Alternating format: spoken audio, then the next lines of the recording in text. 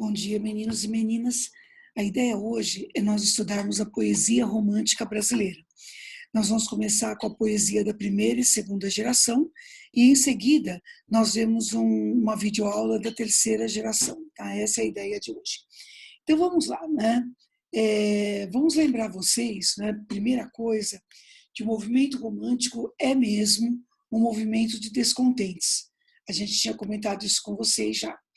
E sendo um movimento de descontentes, essa poesia romântica brasileira, como vai acontecer no resto do mundo, é uma poesia em que o autor foge, né, o eu lírico foge do momento presente, ele foge da realidade. E cada geração vai ter uma fuga diferente. Então, na primeira geração, essa fuga é para o passado. E no Brasil, principalmente porque é um Brasil pós-independência, essa fuga ao passado, ela se estabelece principalmente na busca das nossas origens, né? E é lá que se encontra o índio, e esse índio surge como um índio bem idealizado, né? Como símbolo de um herói nacional, tá? Os principais autores dessa geração, Gonçalves Dias e Gonçalves de Magalhães. Então vamos a um panorama primeiro, tá? A segunda geração é a geração chamada de mal do século, poesia de hospital, poesia byroniana, né? Ultrarromantismo. Todos esses autores que estão aqui pertencem à segunda geração, mas o principal deles é Álvares de Azevedo. Essa geração, ela é a mais doentia, porque em vez de projetar a sua fuga para fora de si, projeta para dentro de si, né? É uma geração reclusa, então o indivíduo se fecha dentro de si mesmo, não é? Enfim, pratica autocomiseração, busca a morte como saída, enfim, né? É a geração mais doentia. E a terceira geração, que é a geração de Castro Alves, né? Chamada de condoreira, social, hugoana, né? Que é justamente aquela que busca ir além do seu tempo. A projeção é para o futuro. Daí ser uma poesia republicana, abolicionista, que são justamente os desejos aqui no Brasil. Tá? Então, nesse primeiro momento, vamos ver o que acontece na primeira geração e na segunda. Primeira coisa, Gonçalves de Magalhães, né? Ele é chamado pela crítica hoje de um romântico arrependido. Por quê? Porque a única importância dele é ter escrito Suspiros Poéticos e Saudades. Esse é um livro cuja principal importância está no seu prefácio. Né? A importância do livro não está no livro em si, mas está no prefácio do livro. Né?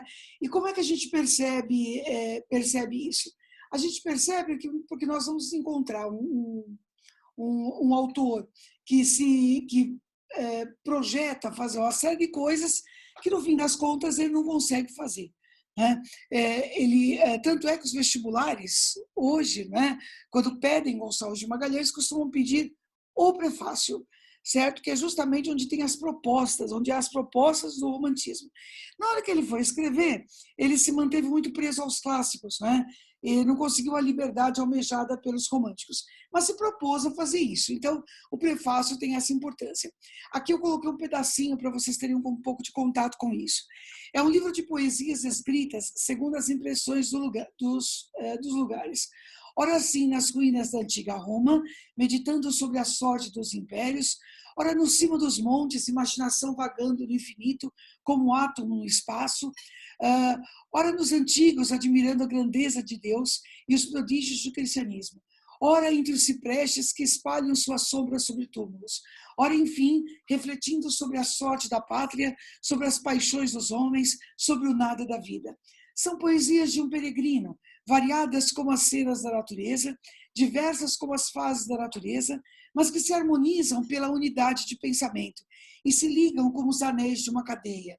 Poesias da alma e do coração, e que só pela alma e pelo coração e o coração devem ser julgadas. Então veja que toda a subjetividade do romântico está expressa aqui. Né? Todo o desejo de fuga, de afastamento do romântico, tudo isso está aqui. O que aconteceu com o Gonçalves de Magalhães, conforme ele disse, é que ele não conseguiu colocar isso em prática. Né? Mas essas propostas, né, essa clareza com a qual ele as coloca no prólogo desse livro, né, tem a sua importância, e os vestibulares costumam utilizar isso como alvo de questão. Tá? Agora, o grande autor para nós, da segunda geração, é mesmo Gonçalves Dias, aquele que é chamado de o Poet's Poet. Né? Olha, gente, nem sempre a biografia de um autor é importante para entender aquilo que ele escreveu. Mas no caso do Gonçalves Dias, essa biografia é importante. Né? Aliás, no caso dos românticos, isso é importante. Como o romântico é extremamente subjetivo, o assunto do qual ele gosta de falar é ele mesmo. A gente não pode perder isso de vista. Né? O foco do artista romântico, não é? É ele mesmo. Então, as suas experiências vão aparecer lá. Então, o primeiro dado importante de Gonçalves Dias é que ele é mestiço. Ele é filho de um português com uma cafusa.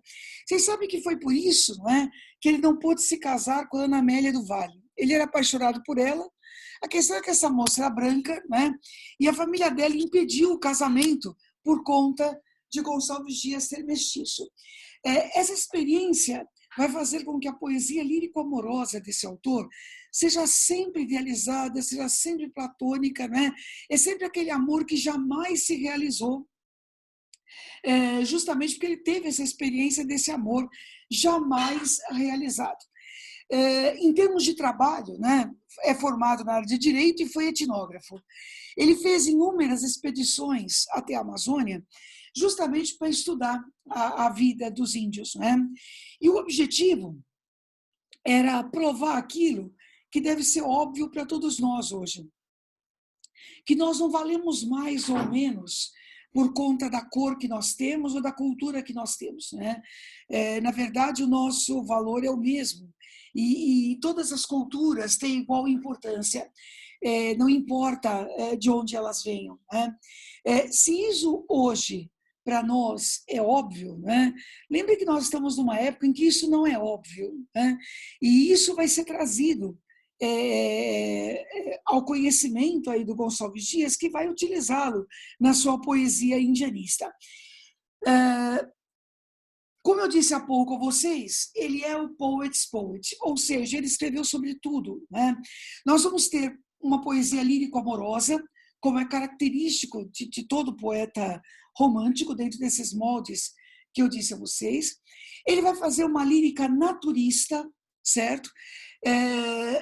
Falando da natureza brasileira, sempre da natureza brasileira, idealizando essa natureza brasileira como o paraíso perdido, como o lugar em que se gostaria de estar.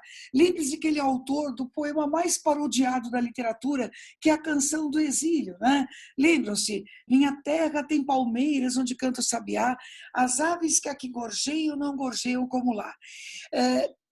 Veja que a poesia do Gonçalves Dias é uma poesia que idealiza o país, né? E tanto faz se o sabiá da palmeira canta ou não canta. Né? Aqui no Brasil canta. É o lugar em que ele gostaria de estar, quando na verdade ele está em Coimbra, está estudando, né? Está exilado, tá certo? Mas vê a sua terra natal como o lugar perfeito. Né? Agora, claro, a poesia mais importante a ser desenvolvida por Gonçalves Dias é a poesia indianista. É essa poesia que vai trazer essa consolidação do romantismo, né? E que vai trazer essa consolidação das tradições românticas por meio dessa busca desse passado, dessa cultura indígena, né? Que vai consolidar essa busca de identidade aqui no Brasil. Tá? Sendo ele o nosso primeiro escritor, ainda existe herança clássica nele, né? Existe. Muitos poemas são metrificados, a gente sabe que o romantismo propõe a liberdade, nem sempre essa liberdade acontece, mas no estilo, a parte mais importante é a expressividade do ritmo. Existe essa musicalidade que nós vamos ver principalmente na poesia indianista. Da poesia indianista, há algo assim muito, muito importante que a gente precisa destacar aqui a vocês. É muito comum se comparar Gonçalves Dias e José de Alencar. Afinal, eles são dois escritores românticos que trabalharam com essa temática indianista. Mas a maneira, preste muita atenção a isso, viu? A maneira como eles trabalham é completamente diferente, certo? No José de Alencar, índio e branco ficam juntos e formam uma raça mestiça, morena e tropical. Os dois juntos vão formar essa identidade do Brasil, que na visão do Alencar é construída até de uma forma pacífica. Na visão do Gonçalves Dias, até porque ele era cafuzo, o índio ele é valorizado porque ele é índio. Ou seja, ele valoriza as tradições do índio. Esse índio não é esbranquiçado, como muitas vezes acontece com o índio alencariano. Ele valoriza aquilo que o índio é capaz de fazer, a cultura que o índio é capaz de ter, tá certo? É isso que vai ser valorizado lá, né? O branco, ele é colocado aqui como inimigo do índio. Então, o branco veio aqui para roubar a terra do índio, para devassar a cultura do índio, para roubar a riqueza do índio. O branco não é amigo do índio, né? Mas ele é uma espécie de usurpador, né? Ele veio aqui para destruir aquilo que o índio construiu como terra sua, certo? Então, a identidade do índio é ele mesmo. Ele não é um índio que tem cara de cavaleiro medieval. Ele é um índio que tem cara de índio. Por exemplo, um dos poemas mais importantes de Gonçalves Dias é um chamado Ijuca Piramá, que significa aquele que vai morrer. Então ele conta a história de um índio que é apanhado pela tribo dos Aimorés, né? E essa tribo dos Aimorés, quando pega esse índio, decide devorá-lo. É uma tribo de índios antropófagos que devorava índios guerreiros com o objetivo de incorporar o seu espírito. Muito bem. Na hora que esse índio vai ser devorado, ele pede clemência. Mas ele não pede clemência porque ele está com medo, né? Ele é um herói, tá certo? Então ele não tem medo. Ele pede clemência porque seu pai era cego. E era ele que cuidava do seu pai. Então, se ele não cuidasse do seu pai, não havia ninguém para fazer isso, né? Então ele pede clemência. Só que ele é lido pela tribo inimiga como se ele fosse covarde. E ele é expulso, né? E volta para a tribo dele. E o pai dele, quando fica sabendo, gente, ele fica enlouquecido, tá certo? Ele vai amaldiçoá-lo até a última geração. Então, existe um momento em que ele amaldiçoa o filho. Eu vou mostrar para vocês aí a tradição, mas eu quero que vocês vejam a expressividade do ritmo também, tá? Então, ele chega para o filho e diz assim: tu choraste em presença da morte? Na presença de estranhos choraste? Não descende o covarde do forte. Pois choraste?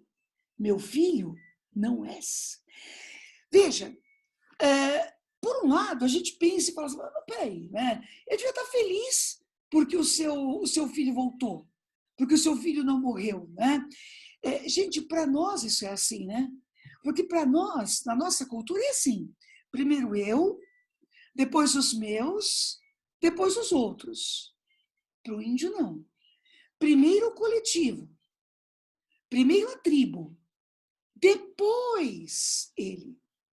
Então, na hora que ele recebeu seu filho, o que o pai viu é que o filho envergonhou a tribo.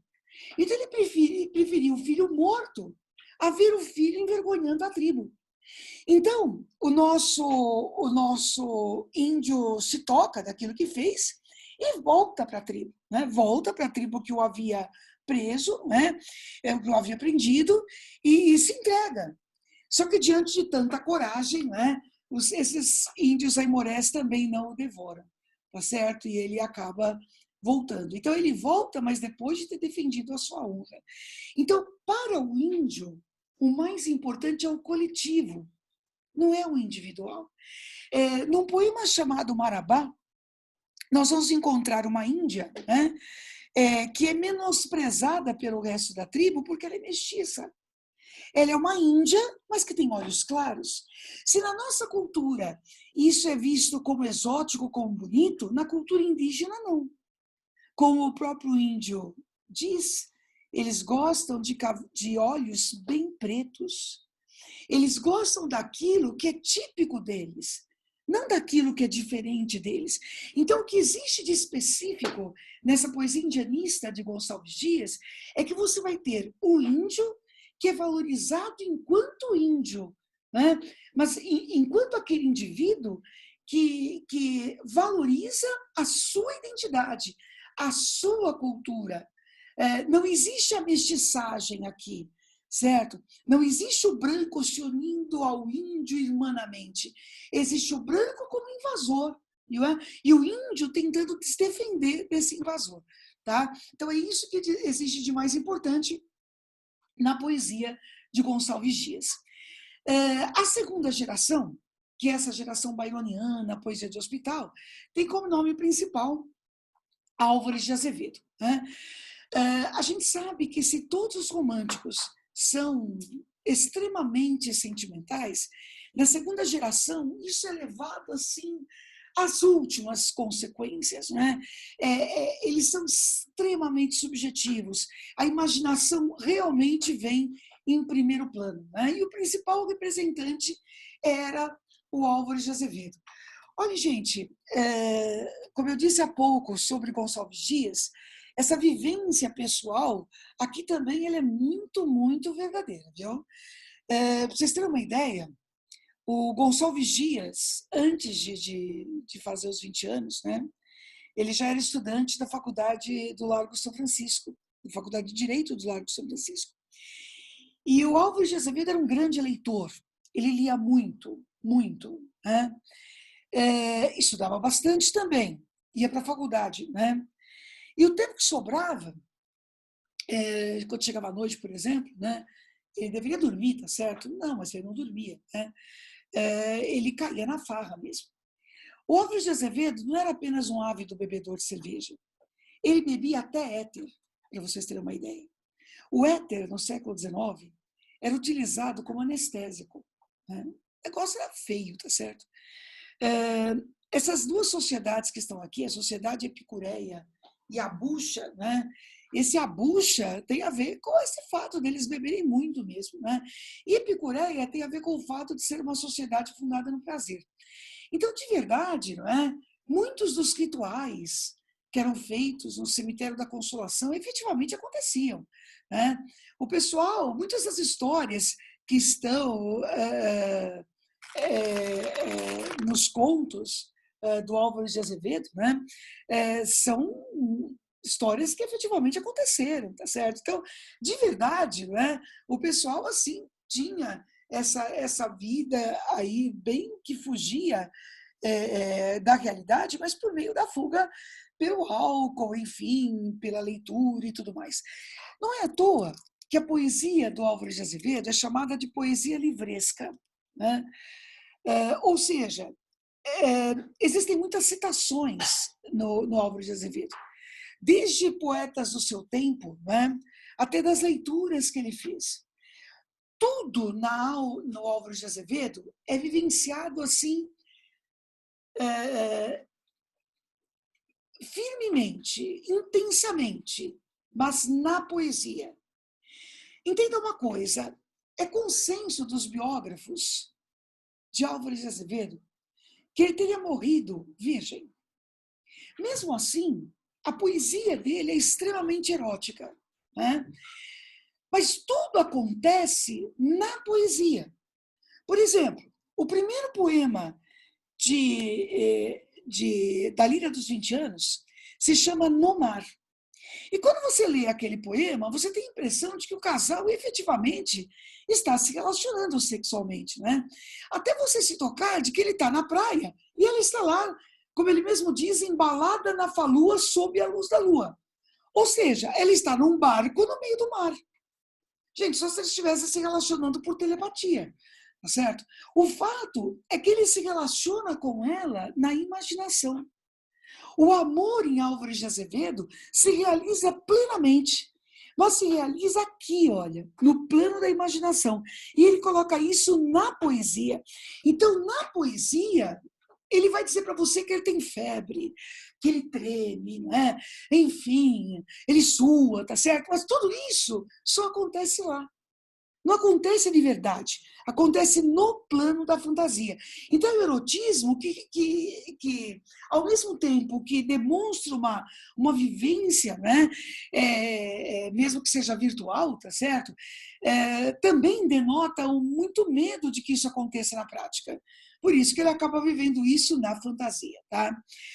Muitas poesias, principalmente da segunda parte da Lira, vão mostrar para vocês tédio, humor negro, a gente já vai ver por quê, tá certo? A mulher, nas três partes, sempre é inatingível, e talvez a parte mais difícil de entender no Álvaro de Azevedo. Nele, o sonho é a realidade. Daí, a gente chamar essa poesia de erotismo intenso. Entenda uma coisa, todos nós temos as nossas fantasias, os nossos momentos de fuga da realidade. Mas na hora que nós temos que voltar para o mundo real, tá certo? Para o mundo presente, nós voltamos e tudo bem, né? Porque nós vemos isso de uma forma razoavelmente natural. Então, no Álvaro de Azevedo, não. No Álvaro de Azevedo, a fantasia, o sonho é vivido de forma tão intensa, né? Quando ele se depara com a realidade, ele não sabe o que fazer. Se fosse comparar com os dias de hoje, por exemplo, é como se o Álvaro de Azevedo fosse viciado em internet, por exemplo. Eu acredito mesmo que se Álvaro de Azevedo vivesse nos dias de hoje, ele seria um viciado em internet, né? Ele viveria apenas no mundo virtual. E a gente sabe que essa vivência é uma doença que precisa ser tratada, enfim, e tudo mais, né? No caso do Álvaro de Azevedo, numa época em que não existia internet, né? Essa vivência acontecia aqui, acontecia na imaginação e era vivenciada por meio da poesia, tá? A sua grande obra de publicação póstuma, né? Ele morreu antes de publicar, é a Líria dos 20 anos. E essa obra tem 3 partes. Segundo o próprio Álvaro de Azevedo, ela parece, num prefácio que ele escreveu, ela parece ter sido escrita por uma antinomia, né, que ele vai chamar de Ariel e Caliban. Ariel e Caliban são 2 entidades que já aparecem na peça A Tempestade de Shakespeare. Ariel representaria o bem e Caliban representaria o mal. Por que ele faz essa divisão? Porque a primeira e a terceira partes da Lira, né, elas seriam regidas por Ariel, que elas trazem um romantismo mais tradicional. E a segunda parte, como nós vamos ver, é o romantismo, é quase que um antirromantismo, né? E ela vai ser regida por Caliban, tá? Em termos de, já vamos ver como é que é isso. Em termos de formas, estilo de escrita, nós vamos ter essa incorporação romântica mesmo, né? As formas são variadas, são livres, nós vamos ter desde o soneto, né, até poemas que têm páginas, páginas e páginas, tá? Então, essa liberdade de escrita tem tudo a ver com o estilo romântico. A primeira parte é uma poesia idealizante, é uma poesia típica do romantismo. Então, a mulher sempre idealizada, a virgem dos 15 anos, né? A morte como solução, tá certo? Enfim, aquele romantismo bem intenso mesmo. Agora, essa é a parte regida por Ariel, certo? A parte regida por Caliban é a segunda. E a gente percebe nos exames vestibulares uma preferência por essa segunda parte. Se a gente jogasse para os dias de hoje, é como uma pessoa que vivesse uma vida virtual durante muito tempo e, de repente, fosse obrigado a encarar a realidade, sabe? Fosse obrigado a encarar a real. E aí, existem algumas saídas diante disso, né? Ou você se deprime de vez, ou então você faz aquilo que faz o Álvaro de Azevedo. Você ri da própria desgraça. A segunda parte é essa poesia que traz um romantismo mais original. Justamente porque é um Álvaro de Azevedo que vai rir de si mesmo. É uma poesia mais irônica. A mulher, que era virgem de 15 anos, agora ou é a prostituta, ou como vocês vão ver no poema já já, é a lavadeira. É a mulher comum. Ela continua inatingível. Né? Ela continua inatingível. Mas você vai ter um eu poético que ri de si mesmo. Há um poema chamado Namoro a Cavalo, nessa segunda parte, em que ele conta que ele vai até a moça, né, ele vai fazer uma serenata lá para a moça, vai com o cavalo alugado, chega lá, toma um tombo no caminho, chega lá todo enlameado. Quando ele chega lá, chega atrasado, a moça ainda fecha a janela sob as ventas dele, ainda joga-se água, quer dizer, a cena é ridícula, não é? Então você tem todo um contexto em que ele ri das coisas que seriam mais sagradas ao romantismo, não é? E na terceira parte ele volta aos temas da primeira. Deixa eu mostrar para vocês, para a gente fechar essa primeira parte aqui, essa segunda parte que a gente sabe que é a parte que os exames gostam mais. Vocês têm um poema aqui que já começa com a ironia no próprio título, né? Ela. Então, veja que existe um excesso de empolgação aqui, né? Vamos ver o que ele nos conta. É um poema narrativo, para vocês terem um exemplo do que é essa ironia sobre si mesmo. Ela, murmurei tremendo, e o eco ao longe murmurou ela.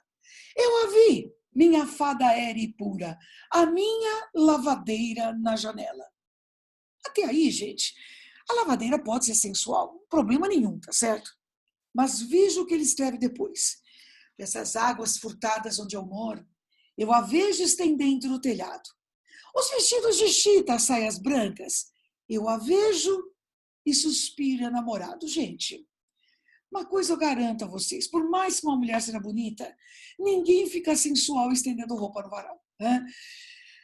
Quando ele coloca essa mulher numa situação tão prosaica, né, e ele diz que ele fica enamorado, apaixonado, porque a vê estendendo o vestido de chita no varal, veja que é vestido de chita, que é o algodão mais barato, mais vulgar, não é? Enfim, a situação é prosaica também. Então, o que você tem é essa situação risível. Aquilo que era antes sagrado, super idealizado, entra aqui numa situação cômica, né? Esta noite eu ousei mais atrevido, nas telhas que estalavam nos meus passos, ir espiar seu venturoso sono, vê-la mais bela de Morfeu nos braços. Vejam bem, se você estivesse interessado em alguém, provavelmente você iria lá dar um jeito de chegar perto dessa pessoa, conversar com ela, pois ele resolve ir vê-la dormindo. Ele vai pelo jeito mais difícil. Ele vai pelo telhado, tá certo? Para espiá-la dormindo. Como dormia? Que profundo sono! Tinha nas mãos o ferro do engomado, gente. Essa mulher dormia abraçada ao ferro de passar roupas. Como roncava maviosa e pura! Quase caí na rua desmaiado. Gente, você pode ser apaixonado pela pessoa, mas nem o ronco da pessoa amada é bonito, tá certo? Não é porque a pessoa amada que o ronco é bonito, né? Então, o que ele faz aqui? Ele pega as situações mais prosaicas e coloca como se elas fossem sagradas. Para quê? Para torná-las risíveis. Afastei a janela, entrei medroso, palpitava-lhe o seio adormecido. Fui beijá-la. Roubei do seio dela um bilhete que estava ali metido. Ele chegou pertinho e pegou o papelzinho. Oh, decerto, pensei, é doce página, onde a alma derramou gentis amores. São versos dela, que amanhã dê certo, ela me enviará cheios de flores. Ele nem leu. Mas só de pegar o papel, ele já imaginou, veja que a imaginação dele é fértil, que ali são versos que ela vai mandar para ele no dia seguinte, cheio de flores. Treme de febre. Venturosa folha, quem pousasse contigo neste seio, como Otelo beijando a sua esposa, eu beijei-a a tremer de devaneio. Ele beijou a folha. Veja que ele não chegou perto da moça. Ele pegou o papel, beijou a folha. Ela, repeti tremendo, mas cantou neste instante uma coruja. Abençoso a página secreta, oh meu Deus! Era um rol de roupa suja. É isso, gente. A mulher era lavadeira. O que era aquilo lá? Era uma lista de roupa para lavar. Mas até essa altura, até isso acontecer, ele já tinha tremido de febre, já tinha beijado a folha, já tinha delirado, não é? Veja, o objetivo é mostrar para você assim, olha, tá vendo que ridículo? Olha como isso é ridículo. Então, o Álvares de Azevedo, nessa segunda fase, ele ri de si mesmo, não é? E aí ele termina o poema assim: ela, meu amor, minha alma, a Laura, a Beatriz, que o céu revela. Ela, murmurei tremendo, e o eco ao longe murmurou ela. Então, gente, o que vocês têm aqui é um eu poético, né, que vai mostrar para vocês, que vai mostrar para vocês alguém que opta nessa segunda parte da lira por rir de si mesmo, né? Acredita que isso seja melhor, tá certo? Mas na terceira, como eu disse a vocês, ele volta aquele romantismo exagerado, idealizado, byroniano, não é? Que vê a morte como solução, tá certo? Cemiterial, escuro, não é? Bem típico desse momento, tá? Então é isso. No próximo vídeo, nós vamos ver então a poesia de Castro Alves, o que vai encerrar a poesia romântica brasileira, tá certo? Um beijo para todos vocês.